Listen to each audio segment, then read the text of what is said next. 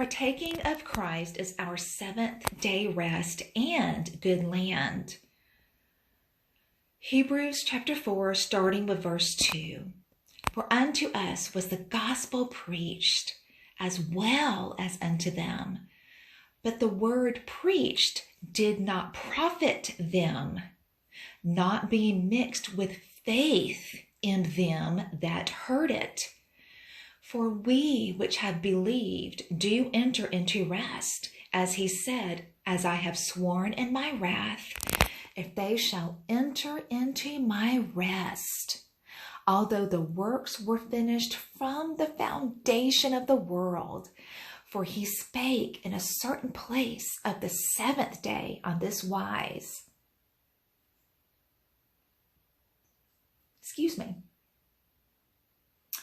And God did rest the seventh day from all his works. And in this place, again, if they shall enter into my rest, seeing therefore it remaineth that some must enter therein, and they to whom it was first preached entered not in because of unbelief. Verse 7, again, he limiteth a certain day, saying in David, today, after so long a time, as it is said, today, if you will hear his voice, harden not your hearts. Verse 8, for if Jesus had given them rest, then would he not afterward have spoken of another day?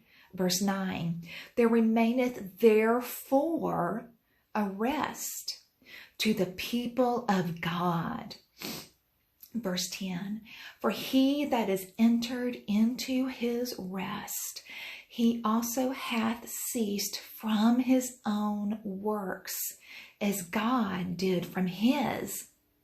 Verse 11, let us labor therefore to enter into that rest, lest any man fall after the same example of unbelief. Here we see he is talking about the seventh day, but he is putting it into the context of Joshua leading the people into the rest.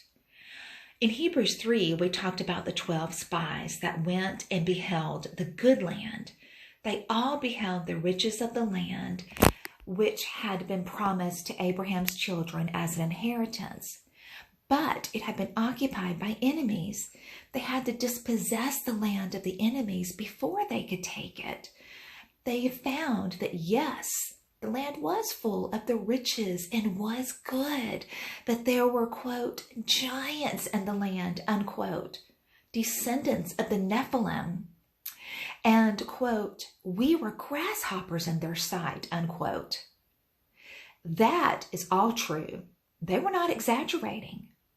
But Joshua and Caleb said, quote, we shall by all means take the land because God is with us, unquote.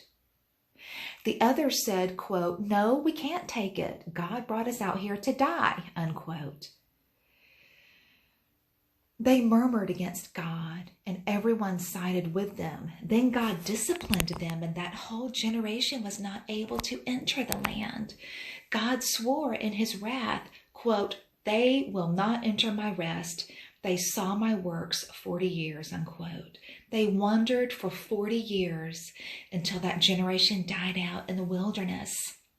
Joshua and Caleb, as old men, led the next generation into the good land. The good land is a type of the rest that God is speaking of for us today. For New Testament believers, the real rest and the real good land is the all-inclusive Christ of the Bible according to the scriptures, with his unsearchable riches to become our satisfaction and enjoyment. He is to be enjoyed in this age and the ages to come. That is really what the good land depicts. Hebrews 3:14 talks about how we become partakers of Christ if we continue in our confidence. To partake of Christ is to enter into an enjoyment of what has been given to you. We have been given all the riches of Christ. He is ours for our enjoyment and satisfaction. We lay hold of that. How? By faith. If we are in unbelief, we do not enjoy the riches. But if we are in faith, we do. It is not like this is a promise held out in front of us, like a carrot on a stick, that needs some kind of qualification before you can enjoy it in terms of works. It is really that your faith right now puts you in a position where you are either in rest or you were in your own struggle. It is not a process per se for we who have believed do enter into rest. Believing is the entrance.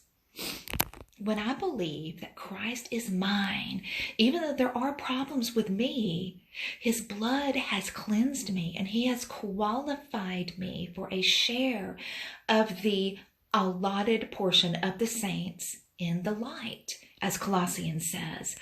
I am now in the light, in the kingdom of the beloved Son. I am no longer under the authority of darkness. We have already crossed over into the land and passed through the Jordan. This is all true. However, if we do not really believe it, we will not enjoy it. Again, even though this is all true, this is all positional truth, if we do not really believe it, we will not be able to enjoy it. We will not be able to lay hold of that which we have already been granted in Christ.